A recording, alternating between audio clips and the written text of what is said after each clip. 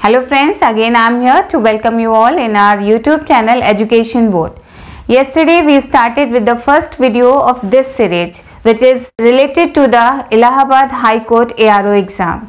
We started with our active and passive voice, and in the first video we read about the rules which are related to simple tense, simple present, simple past and simple indefinite. So now we are moving forward with the same topic, and today we will discuss about the continuous tense.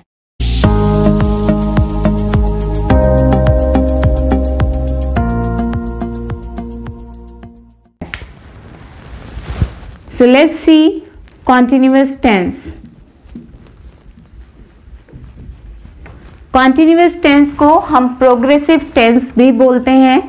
Progressive इसलिए बोलते हैं क्योंकि इसमें जो action होता है वो progress करता हुआ वो होता है. प्रोग्रेस मीन्स लगातार. अगर किसी स्पेसिफिक टाइम पे कोई भी एक्शन लगातार हो रहा है तो it means it is a continuous tense.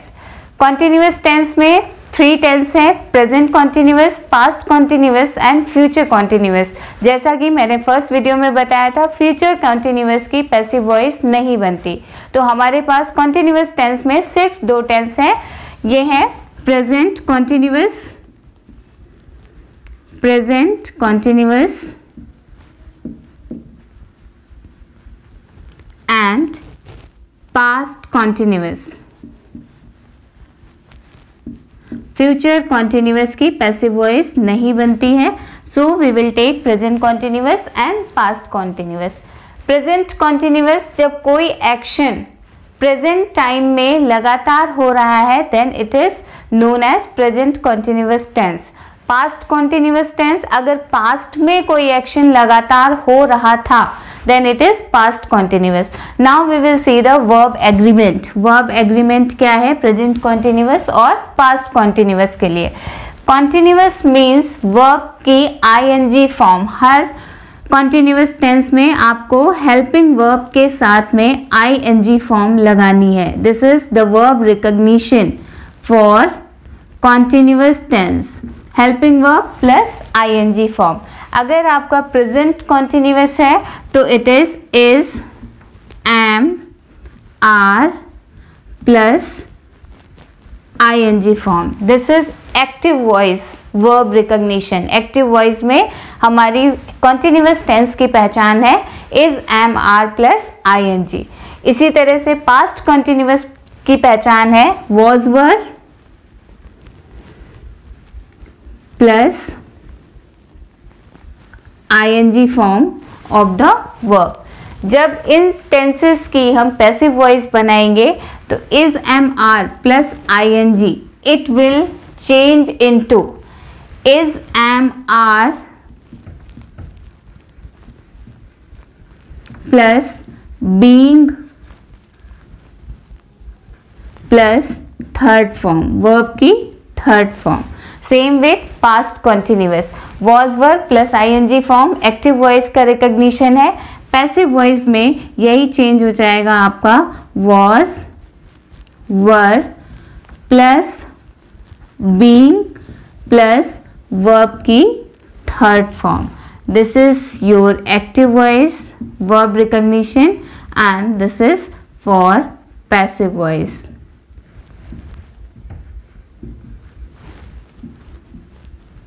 आपको सिर्फ इतना ध्यान रखना है, पहले आपको ये देखना है इज एम आर ing है सेंटेंस में या नहीं है. अगर इज एम आर ing या वॉज वर ing आपको मिलता है किसी सेंटेंस में तो इट मीन्स वो कॉन्टिन्यूअस टेंस को बिलोंग करता है. एंड कॉन्टिन्यूअस टेंस की जब हम पैसिव वॉइस बनाएंगे तो इसमें helping verb plus being plus third form.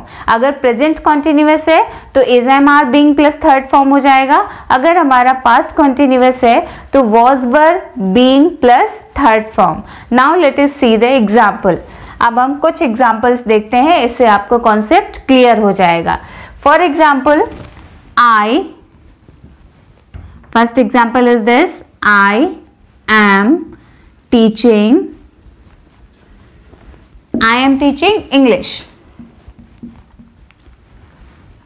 I am teaching English. This is the first example. Now go to the basic rules. Basic rules मैंने आपको फर्स्ट वीडियो में बताए हैं. सबसे पहले आप चेंज करने के लिए एक्टिव वॉइस सेंटेंस को पैसिव वॉइस में आप सब्जेक्ट और ऑब्जेक्ट पता लगाएंगे. Subject, it is clear, I is the subject over here. And what am I teaching? क्या टीच कर रहे हैं हम? इंग्लिश. हमने आपको बताया था वर्ब के साथ में क्या लगा के प्रश्न करिए, जो आपका आंसर आएगा वो आपका ऑब्जेक्ट होगा. What am I teaching? I am teaching English. English हमारा ऑब्जेक्ट है. सब्जेक्ट एंड ऑब्जेक्ट क्लियर हो गया. अब हमें ये देखना है कि ये सेंटेंस किस टेंस का है. एम के साथ में आईएनजी फॉर्म लगी हुई है. एम के साथ में आईएनजी फॉर्म है. It means sentence belongs to present continuous.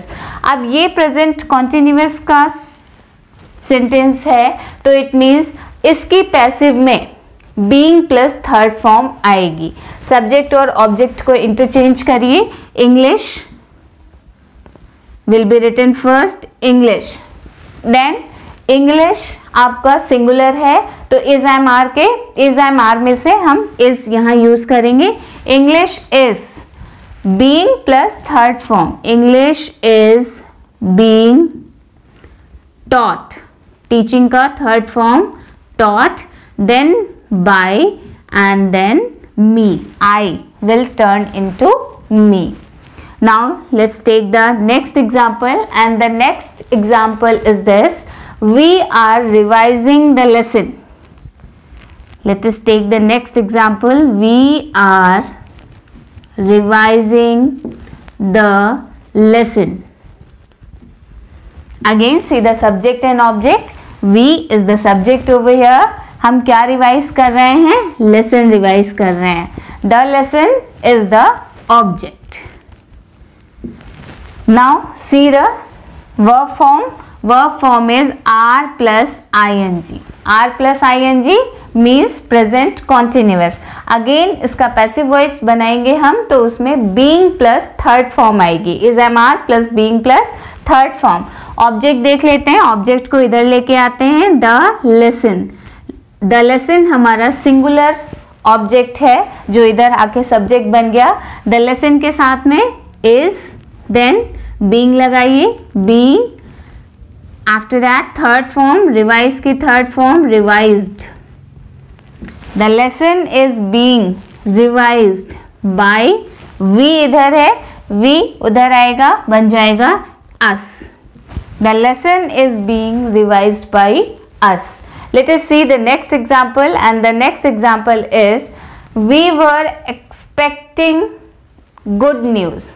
So let's say next example. We were expecting good news. We were expecting, were plus ing form. Which tense? Past continuous. We were expecting good news means good news was being expected by us. Now let's take some more examples. The girls are drawing pictures. Yes. Now the girls, subject here. The girls are drawing pictures. What are the girls drawing? Picture. Object is pictures. And are drawing. Are plus ing form means present continuous. Now let us change into the passive voice. Object आपका पहले आएगा. Pictures. Pictures means plural. Plural subject यहाँ पे आ गया. Means आपकी helping verb यहाँ पे आएगी are. Pictures are, then being plus third form. Pictures are being. Drawing की third form drawn. Pictures are being drawn by the girls. by the girls. Now see one more example. The students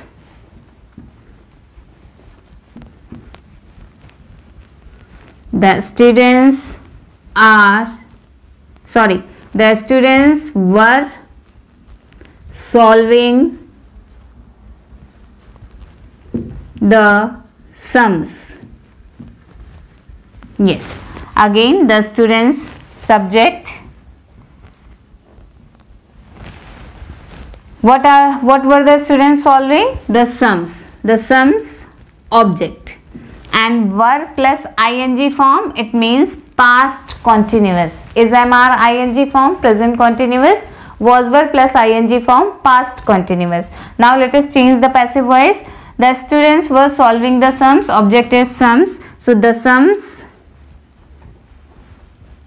then sums plural, so were, the sums were being solved, third form of solved by the students.